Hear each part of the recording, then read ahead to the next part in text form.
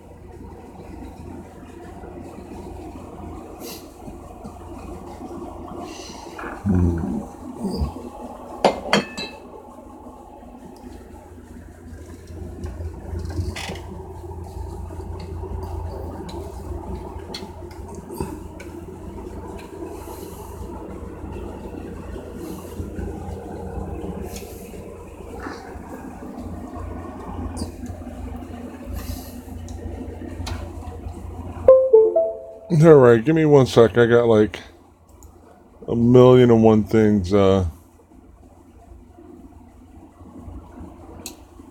happening simultaneously. It will make you more competitive, yeah. Um, do I think it's absolutely necessary? No.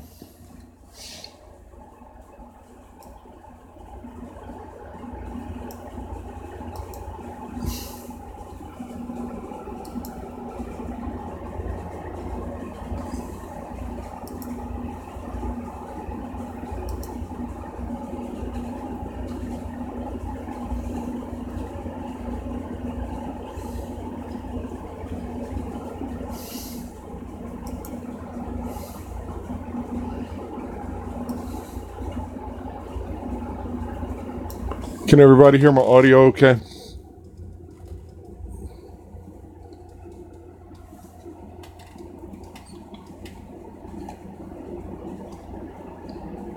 All right, that's good.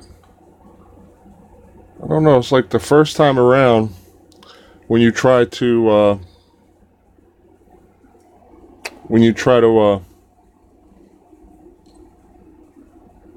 do the stream, and what happens is I don't know, something weird goes on. Um, but looks like we're good to go right now at this point in time. The audio looks good from what I can see. But yeah, you don't necessarily need it. Um, nah, I'd say the Air Force Academy. The Air Force Academy, the ROTC units will have a certain amount of slots per unit, and then OCS would get the rest. And then there's another situation, like some people are just going straight to the guard. They're going to the guard. They could be they're OCS candidates typically, but they'll go to the guard, and they'll come up, they'll show up with their uh, AFOQT if you're Air Force, and the guard and reserve units, they have a certain amount of slots. But you would the recruiters, as far as OCS and the guard goes, would have a little bit more information, and then the ROTC units, the aviation science, the aerospace science instructor will have those units. But I would say that the academy, because those are the regular officers. All right. They have a regular commission as opposed to a reserve commission, because when you're ROTC, you're in the Reserve Officer Training Corps. All right. So that's what ROTC means, Reserve Officer Training Corps. So the regular officers come from the academy. The reserve officers come from ROTC. And I wasn't even sure how you would classify the OCS and the OCS as far as the guard goes or the reserve goes, but you know, uh, having your masters, yeah, I guess it could put some more weight on you, but as far as your packet goes, but You know, is it necessary? I wouldn't say it's necessary. All you need is a bachelor's. But I would just, you know, when you take your test, you only get 2 times to take it. So that's something that you want to take extremely seriously. You know, at the end of the day, you know, the recruiters will tell you, because they will tell you what they've picked up, what the trends are. Okay. Yeah, it's different a little bit, slightly. In the Navy, you're going to go through aviation officer candidate school.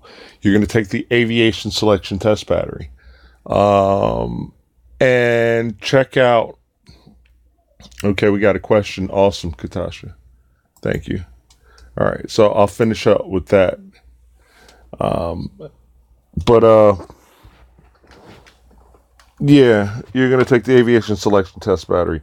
Now, I tell you, my last 10 guys that did their test prep with me did not have a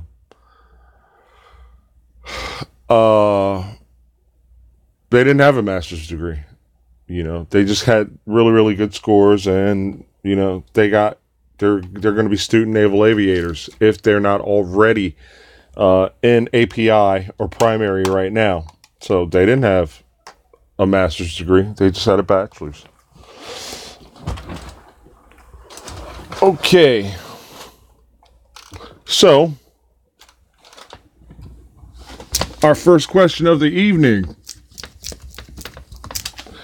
Okay, looks like 2 ships are 1,550 miles apart and sailing towards each other. So, how do we solve word problems, ladies and gentlemen? Line by line. So, I'm going to process each line. So, we have 2 ships. Ship 1, ship 2. They're 1,550 miles away from each other. One sails and they're sailing towards each other. So, one is moving at 85 miles per hour, the other one at 65 miles per hour. How far apart will they be at the end of... I'm sorry, this is miles per day. MPD, not miles per hour. So every day. All right, so at the end of 9 days, how far apart will they be at the end of 9 days? What I'm going to do is I'm going to establish something called the closure rate. And this is the rate that they are closing towards each other. Okay. So 85 and 65 looks like 150 to me. That is the closure rate. It is the rate that the 2 ships are approaching each other. All right. And so 150 and 9. Now you could do this. I wouldn't do that. I would just say 15 times 9, 45, 1 through 5, and then add the 0. All right. Instead of just dealing with that, it's just my little quick math method of just saving time or shaving off time as far as problem execution goes. So, at the end of 9 days, they will have traveled 1,350 miles. And if we subtract that from 1,550, then they will be 200 miles apart. And that looks like answer Delta for the room. And Katasha, I'd like to thank you for providing that question.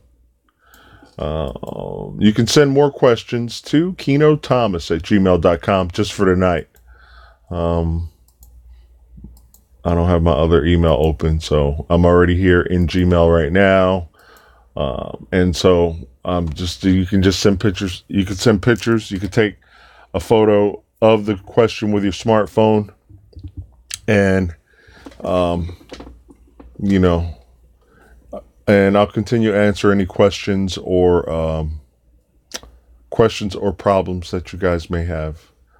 Or if there's a type of problem or a certain issue or thing you'd like to talk about. That's why I'm here.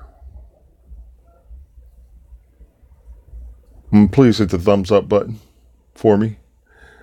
I'd appreciate it. Couple new developments. The third, or for the Navy guys, United States Navy, United States Marine Corps, United States Coast Guard. The API, now there's a couple of free videos that I put out. I finished the aerospace segment. All right. And there's 3 free videos that I do. It's not the whole course. It's just to kind of give you a taste of some of the topics and the things that you need to know before you go to API, which is Aviation Pre-Flight Indoctrination. Pretty good. I actually did the 3rd installment actually on Facebook Live, and I recorded it. I don't know, man. I'm kind of thinking. I'm starting to think Facebook Live is probably a more stable platform, and I'm kind of debating on whether I'm going to go that route. All right, because you come in at I come in at 9, and then you don't get things rolling until 9:20. It's just kind of like it's a pain in the butt. Anybody that's been with me for a while, we had the Yes I Am cargo. Why? I want to say, is it Iram? I don't want to say why. I don't, because my name is Kino, which is it's not a name you hear every day, and I try to make sure that I'm pronouncing people's names right. Pilot personality. Oh, okay, Mary. Oh, that's pretty cool though. Kind of like almost like a pig Latin way of I'm saying it. Okay. Pilot personality. So I take it you want to fly fighter aircraft. As far as like fighter pilots, you're gonna have to have the physical conditioning together. I think fighter pilot types are like, they kind of, I don't know, they train. They train. I mean, like, shoot, when I was in ROTC, I was like a beast, man. Like, not like, I mean, I was always a big guy, but that was like the best shape I was ever in my life. All right. So your PT scores, you definitely want to be them. You want them to be up. You just want to be that guy. But here's another thing though. It is a very specialized type of flying. So it's like you can't really readily transition. Like, let's say if you got out and you just wanted to, like, I don't know, fly for American Airlines. You are kind of moving from a small supersonic community, small aircraft or platform, we call them, the planes, platforms, to a large body. Now, there's going to be a certain amount of differences training that you're going to have to go through. And, if the fighter pilot thing is your thing, you should probably just be a career guy. I wouldn't say, I'd say don't even get out. Just stay in there, retire, go to Air War College. Hopefully you leave as like a light general or a full bird colonel, at least. But like, it's very specialized being a fighter pilot. Lots and lots of training. Say like the cargo community, you might brief like 2 to 3 hours, maybe, depending on the mission, if that. Preparation, pre-flight, all that planning and stuff like that. And do like, I don't know, 8 to 10 hour flight, right? But you're building more airtime. Whereas if you're a fighter pilot, you're going to plan 8 to 10 hours for like a 2-hour mission. So that's why I say you should just, if you're going to be a fighter pilot, you may as well just stand. Because it's very, very specialized. It's not really transferable in the civilian world. I mean, who's going to be shooting down airplanes and bombing stuff in the civilian world? Whereas if you're a cargo pilot, transport, even tankers, they log a lot of hours. You want to log, if you think that there may be the possibility that you may, down the road, I may just, want to just, maybe fly commercial eventually. FedEx, cargo, whatever. Then you'll have more hours, and it'll just look good. So it's something to think about. And a lot of people don't get this, but rotary wing helicopter pilots, they well, good. All right, you're an athlete. So if you're already an athlete, yeah, you're gonna be fine. You should PT shouldn't really be a big issue. Um, while a lot of people are in shape and they're in really good shape and they really have lean bodies, running is just like a whole different ball game. You can have an athlete's body, but you may not be that good of that great of a runner. So make sure you can at least knock down a mile and a half. A mile and a half. That's important. Make sure you can knock that down. And all right. Um, and Mary, I don't know. I my mother tells me that when I was a little kid, because the question is, what made me choose aviation? My mom, she would tell me when I was a little kid, when we would travel, if you didn't put me by the window as a little kid, I would like upset the whole airplane. Like I'd be kicking and, well, not kicking and screaming necessarily, but clearly I would be upset. And the flight attendants would be like, okay, well, he can sit by the window. And once I sat by the window and I was able to look outside, I mean, it was like cool. Um, so here's the thing. I don't know about my journey. You you really can't see the path at first. You're just kind of like working in a certain direction. And a lot of times you don't know what's going to happen, how things are going to come together. But you've got to keep pushing in that direction if this is what you want to do. I'm telling you, it will open up for you. The universe is just weird like that. I didn't have like a whole lot of money, and I was working and going to school and stuff like that. And got my private pilot rating, instrument pilot rating, commercial pilot rating, multi-engine, and I was kind of like in that looking to go that civilian military route, I guess, because I was going for the degree and the licensing, and then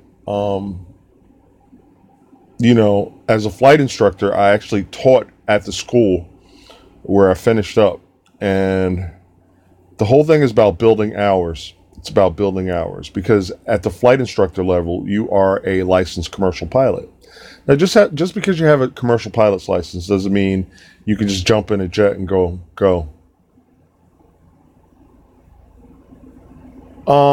I know that the Army is allowing it.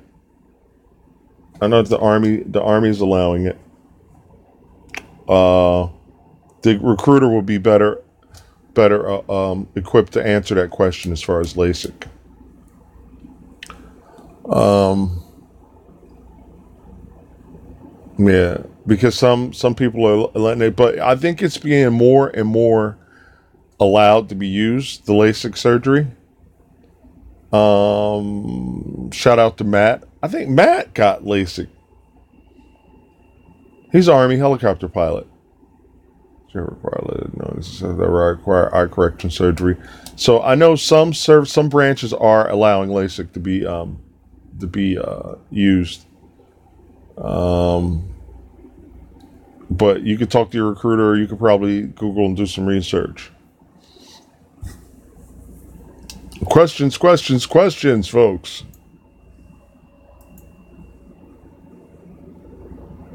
So yeah, back to my story. So like I said, the universe just has a way. I believe you push in a certain direction, or if you have a certain goal, and you push towards it, I believe in the law of attraction. Everything will come to you. I put myself in an environment around pilots.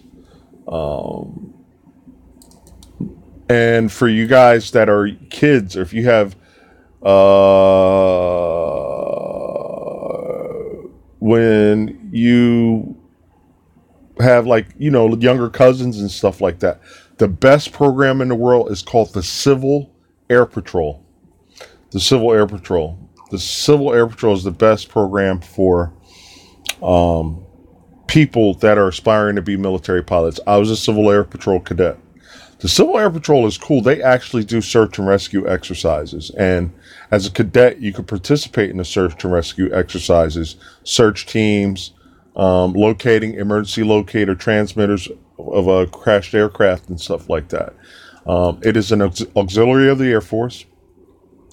As a cadet, I think the dues are like, you pay $40 a year, but they issue you uniforms, you learn drill and ceremonies and stuff like that. So, and you learn customs and courtesies. So you already know how to wear a uniform, certain military customs and courtesies and things of that nature.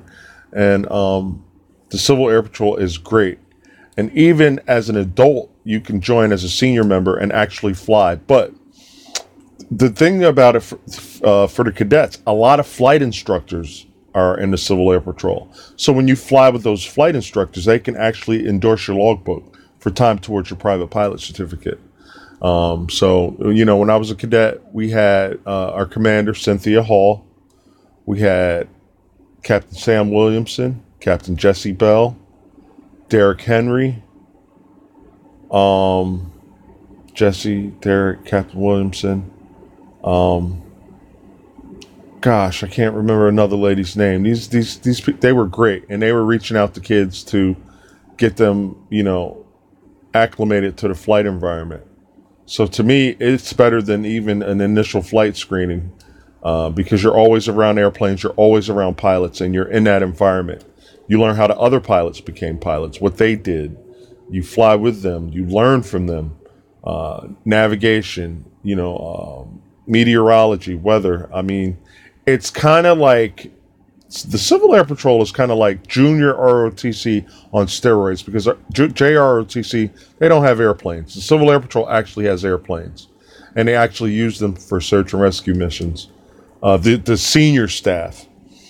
The cadets can participate, but they'll probably be like a spotter, like just looking, just scanning outside and looking for downed aircraft. But a great organization, the Civil Air Patrol. Go speak to the OR or Navy OCS. You suggest an undergrad. What I mean by an undergraduate degree, just a 4-year degree. Hell, it could be in anything. Now, one thing the Air Force, like some people are looking to be like, oh, I want to be an astronaut. Okay. If you're going to be an astronaut, you're going to have to be, you're going to either be a specialist if you're not a pilot. And if you are going to be a pilot, like if you want to be the first officer or the actual shuttle commander, then you're going to have to be a test pilot. They like test pilots. And fighter pilots kind of fit that mold.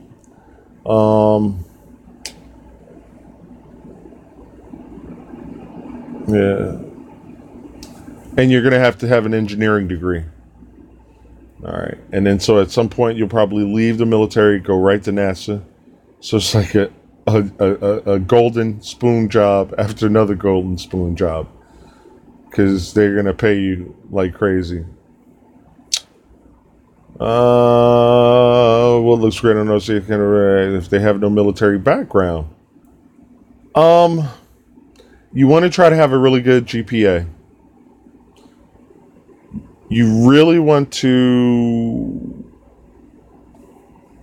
and folks, send questions if you have them. You really want to, great GPA, community activities, like, you're a member of the church or you volunteer at the soup kitchen or whatever.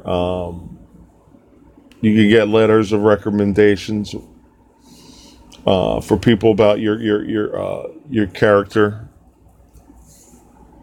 Just all around great person.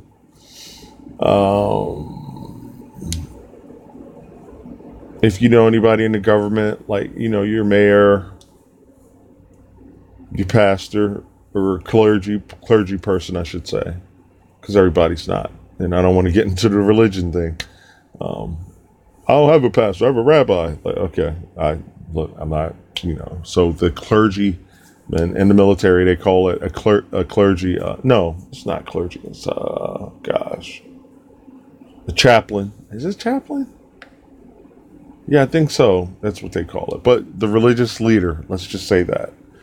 That always looks good because it just kind of it kind of speaks volumes about your character. Aviation degree would be nice, but if you have a technical degree, they like that. Something technical. And it doesn't mean like an English major can't get in. It does not mean that, but all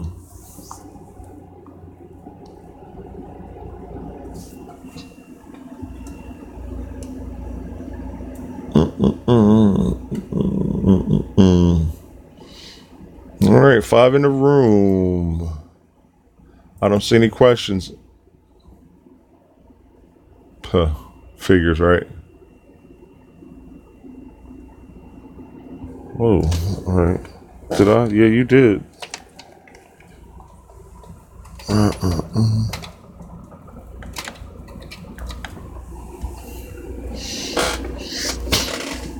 Okay. Chemistry major. That's good. That's good. Math minor.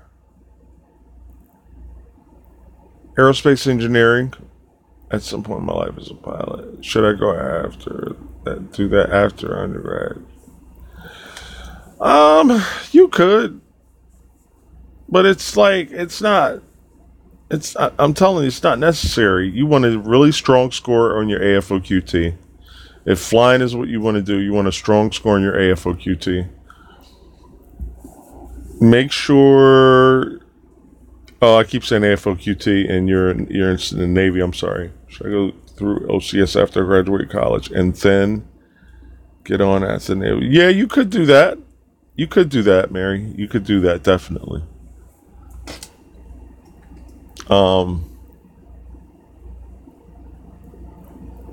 then what I recommend too is right now, just focus on the ASTB. Do one thing at a time. Get that step out of the way. I mean, I understand that you are planning, but as long as you have that 4-year degree and you kill that ASTB, that is going to be awesome for you.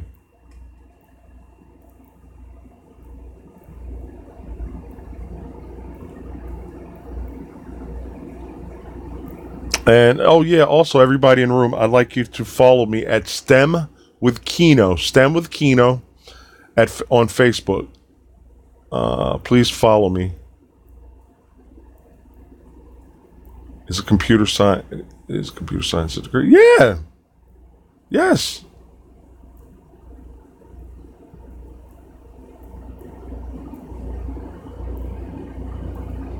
Yeah, no problem. Computer science.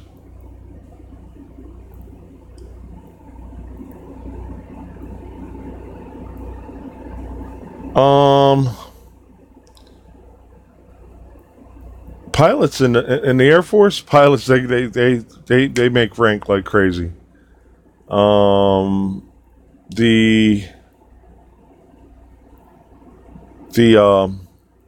in the Navy, pilots do fairly well, but I think in Air Force pilots are like they kind of like you have pilot wings on your chest. You're like a god almost. Or is it a difference in making a captain?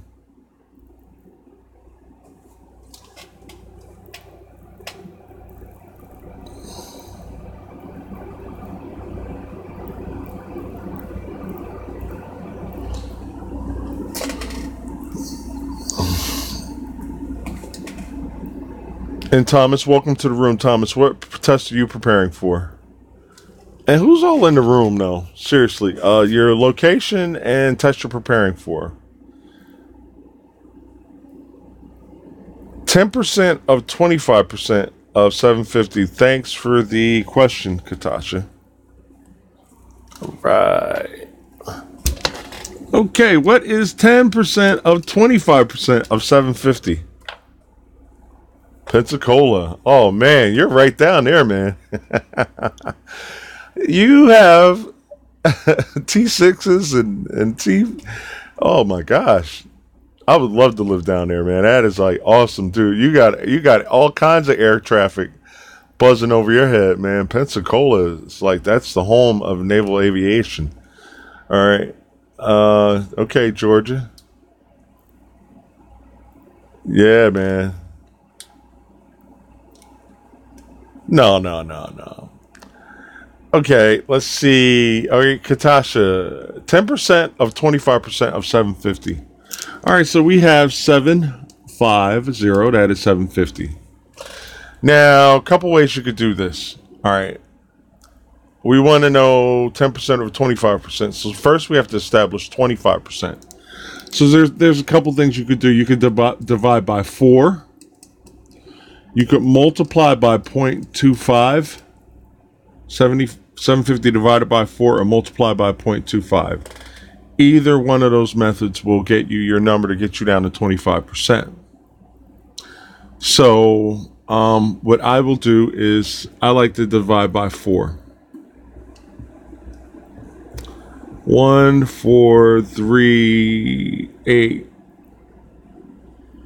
32, 3, 0, 7, 187, 2, 3, 5 drops, 0 drops, and then we have 28, and then we'll have 2 left over,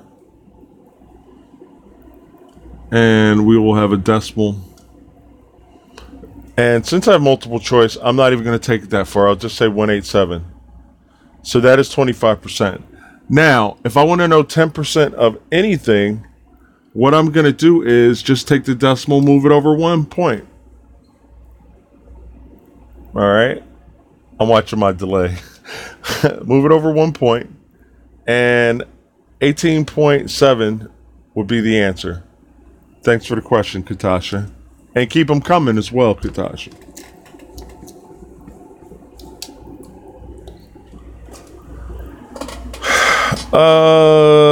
That's what they say. Here's the thing.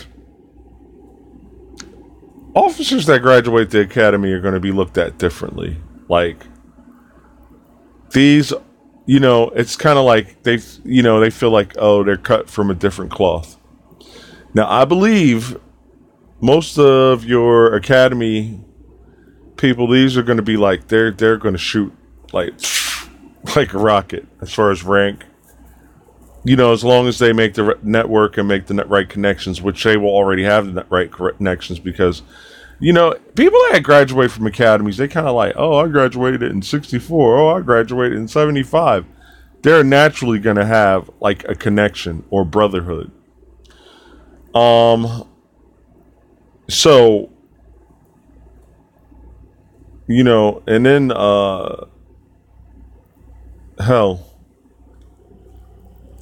the reserve officers, I mean, they're not going to be disrespected or crapped on or anything like that. It's just, I think that the Air Force is going to look at someone like if there was going to, no, it's the same uniform. Like if you went to the Naval Academy or Navy ROTC or Air Force Academy or Air Force ROTC, the uniform, rank, and insignias, it's all going to be the same. All right. That's not going to be different. Uniform means one form. One form. So the academy guy's not going to be wearing a different uniform or flight suit than the guy that left. You probably would not even be able to tell them apart if you had two guys, two captains, standing next to each other. One graduated from the academy, the other one graduated. If you see them in a flight planning or in a ready room or something like that, you would not be able to tell them apart. The Chair Force. I don't know why is that? Is that? I mean, I don't know if that is reference to the unmanned aerial vehicle program, which, I mean, they could say like, oh, okay, they're flying from a chair. Because eventually, I think that's going to be like the new thing. All right. I mean, combat. Nobody wants to risk losing soldiers, and they're gonna keep the human element. I would say, yeah, Air Force and Navy, or Navy. I mean, I'm sorry, Marine Corps, Marine Corps, Coast Guard, and Army guys. You are probably gonna have a more of an enjoyable life. I haven't been on the Army base in years, but I remember one time, we just happened to be on an Army base one time, and it was like a joint base, and the Army mess hall was the only mess hall that was open, and I felt like being used to an Air Force mess hall, I just felt like, I didn't think like the Army food was on par at that particular point in time. Army guys, don't get all, it's just in the mess halls. No, at that particular point in time, it was a long time ago, and I'm probably thinking that the Army probably stepped their game up. But I remember, oh my God, the Air Force is like you're in a freaking diner. You know what I mean? It's like you're in a diner at a 5-star restaurant. It's like, oh wow. You know what I mean? Like, what do I eat first? Because you're going to be PTing and, burning a lot of calories. So,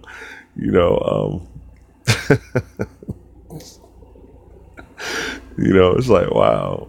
Be like, could you please pass the Grey Poupon? In the Air Force mess hall. I don't know. Back in the day, the Army mess hall was just like, I mean, the food wasn't bad. It wasn't terrible, but I just felt like, in the Air Force mess halls, I've kind of like had more options. And, okay, got another question. I just felt like I just had more options. All right.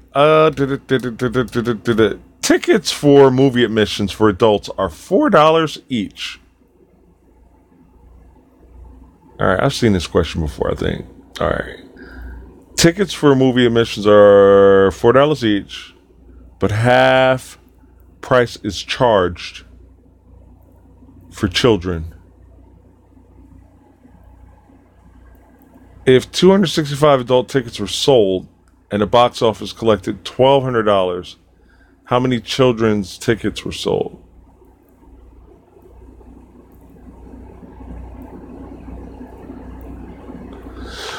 Okay, so we have child and adult. The admission for the adults is $4 each. Half price is charged for children, so the child per child is $2. So we have 265 adult tickets were sold. All right, 265. We know that they were sold, so we'll multiply by 4, and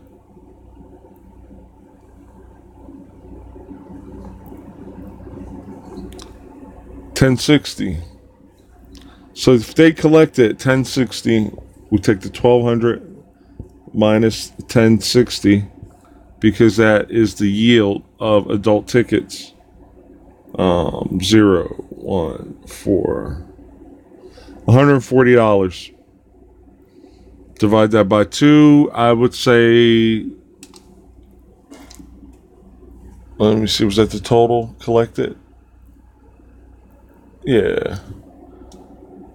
So I'm going to go with This is the money that was left over. $2 per child. We divide by 2. That yields 70 children. Alpha.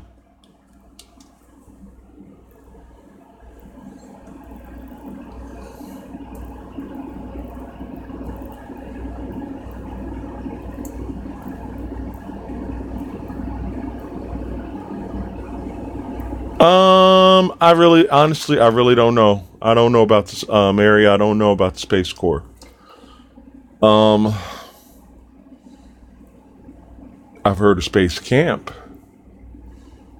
but the Space Corps. If you're as far as the Space Corps or being, and I'm thinking you're talking about becoming an astronaut.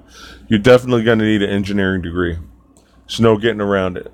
Electrical, mechanical. Excuse my language, but they will have a hard on for you. They will want you in their organization. I don't mean that. No, that's just kind of like, but they will want you bad. If you have a mechanical engineering degree, electrical engineering degree, electrical engineers, they love electrical engineers. Holy cow. They'll look at you like, oh my God,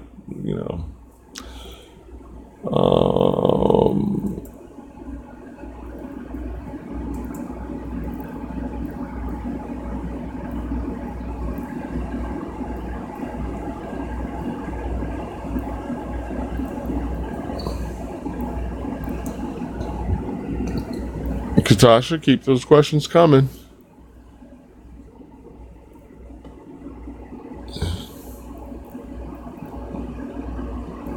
And was the way I explained that question clear, though, Katasha, more importantly?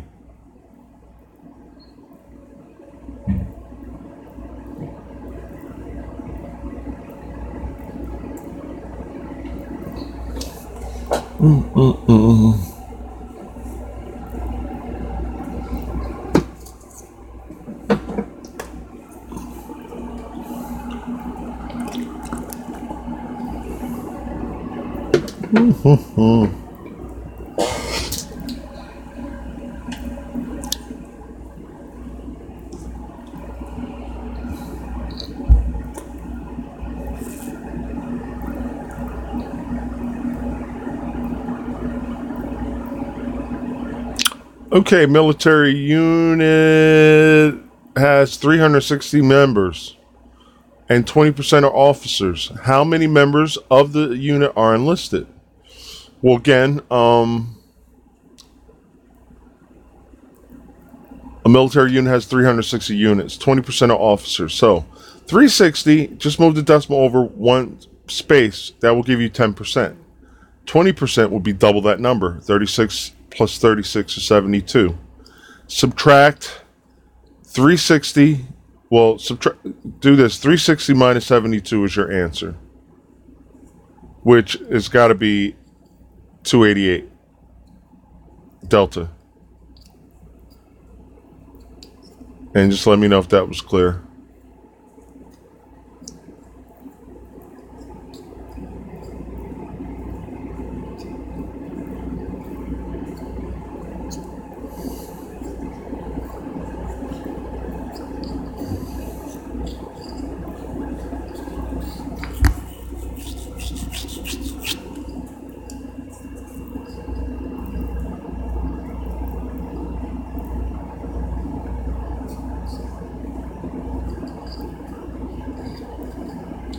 Mary, no more questions?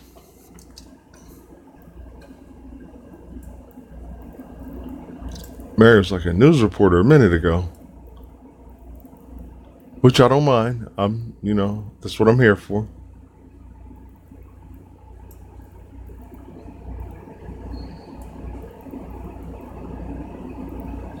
Mary, was that question clear? I mean, not Mary. Katasha, was that question clear?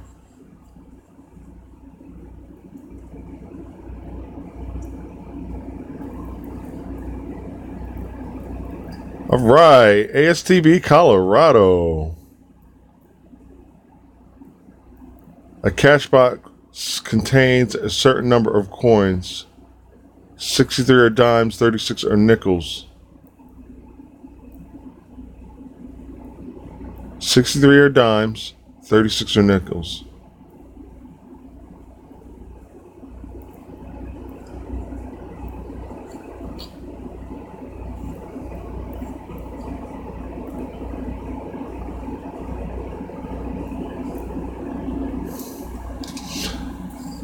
A certain number of coins, 63 are dimes, 36 are nickels. The rest of the coins in the box are quarters. If the probability of selecting a quarter is 1/5, how many quarters are in the bank? Okay, what we have here is an unknown number. Meaning we don't know what that number is. Duh, right? All right. So, line by line, folks. Word problems are not a problem. Not for my people. All right. So, what we have here is we have a catch box. We have dimes, nickels, and quarters. So, we have dimes, nickels, quarters. We don't know how many quarters. But we have 36 nickels and we have 63 dimes. All right, they're saying the rest of the coins in the box are quarters. All right. Now they're saying that the probability of selecting quarters is 1/5. Only thing is, there's some information missing. What are your answer selections, Ryan? So it just feels like something is missing because, I mean, I could say 63, 36, and X, or I could even say 63 and plus 36 is equal to 4/5. Because this is 1/5, but even still, that would be 99.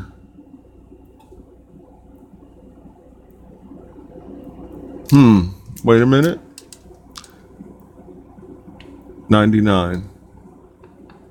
99 is 4/5.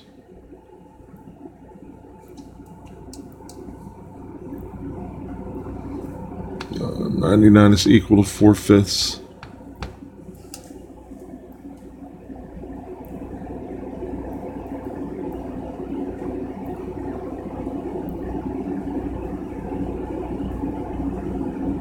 Okay.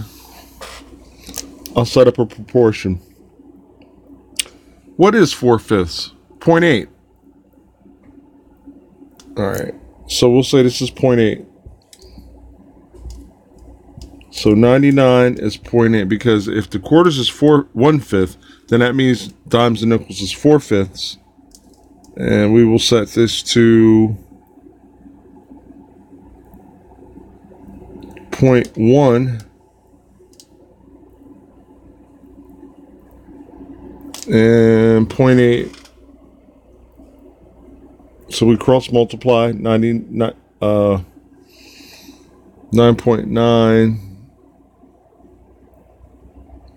No, that's 199.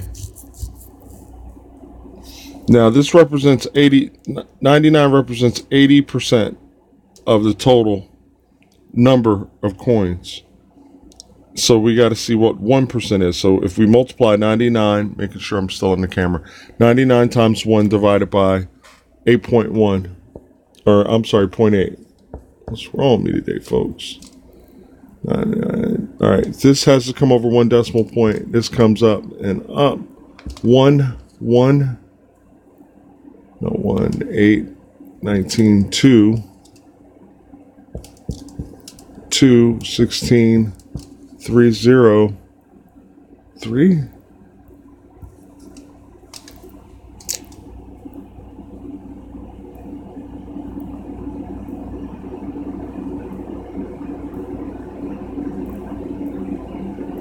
So I'm going to say roughly 123 is the total number of coins now. All right. 30.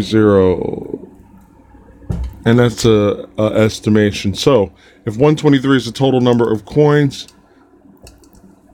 we subtract 99, and that means 24 of the coins are quarters. 99. No. Wait. 25. Let me stop playing. Hold up.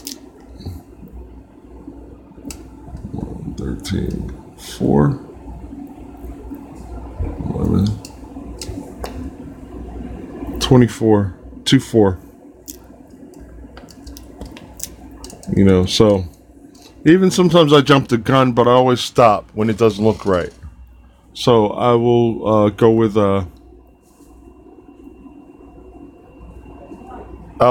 alpha.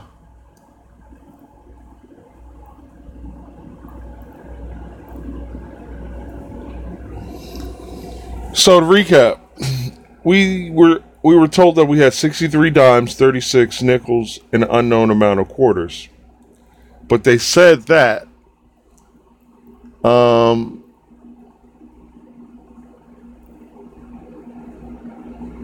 where's the 1/5? The rest of the coins are. If the proper section a quarter is 1/5, how many quarters are in the bank? So yeah, 20%.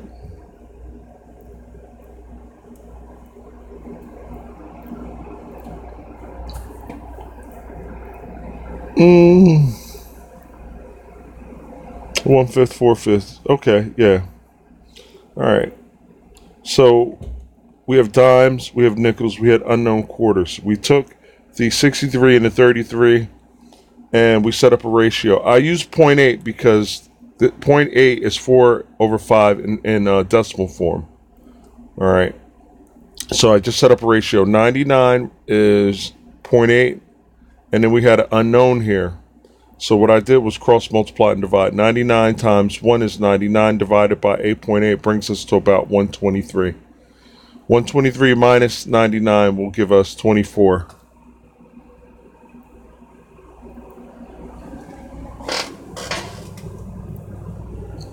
All right. All right. Checking the email. Looking for questions. No questions on the email.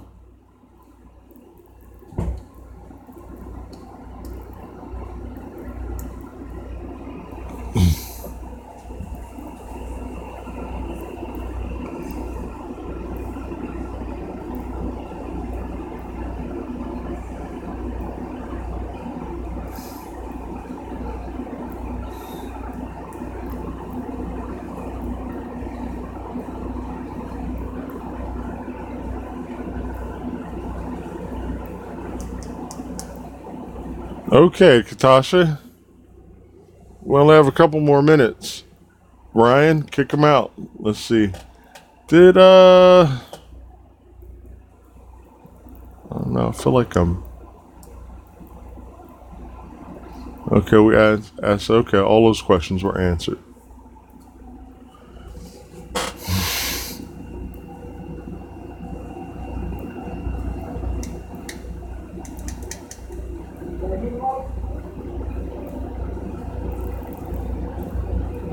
Let me see. Yeah. And I got an inquiry from Mercy. She took her OAR. She didn't do any training with me, but I'm just wondering what she got on the exam, because she took the OAR today. Even if you take the OAR, man, I just like you to come to the room and just share your experience. As far as the types of questions, not specific questions, but just the types of questions that you saw, so we can just help prepare each other as a community.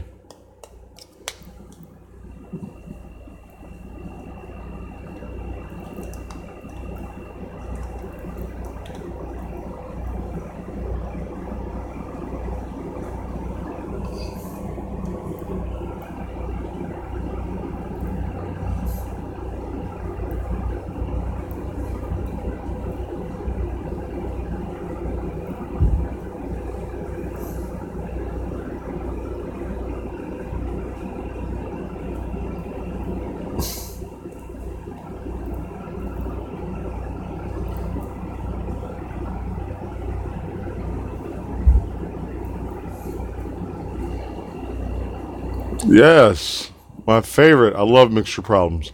How much pure acid must be added to 10 ounces of a 55% acid solution in order to produce a 75% acid solution? I love mixture problems, dude. You don't understand. Brings out the nerd in me.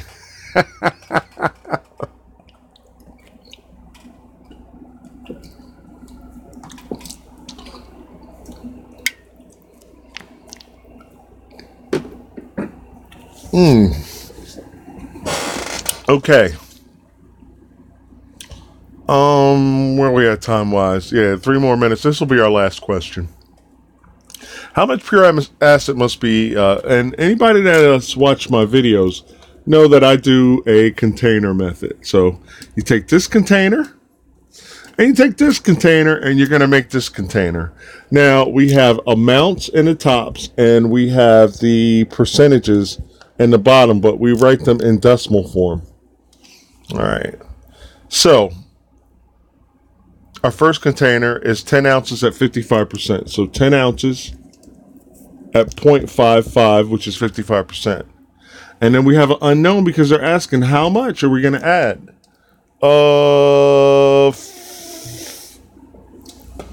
In order to produce a 7... How much pure... Oh, pure acid. So pure acid is 1. All right, 100%. In decimal form, 100% is 1. Okay, if I have 1 of something, I have 100% of something.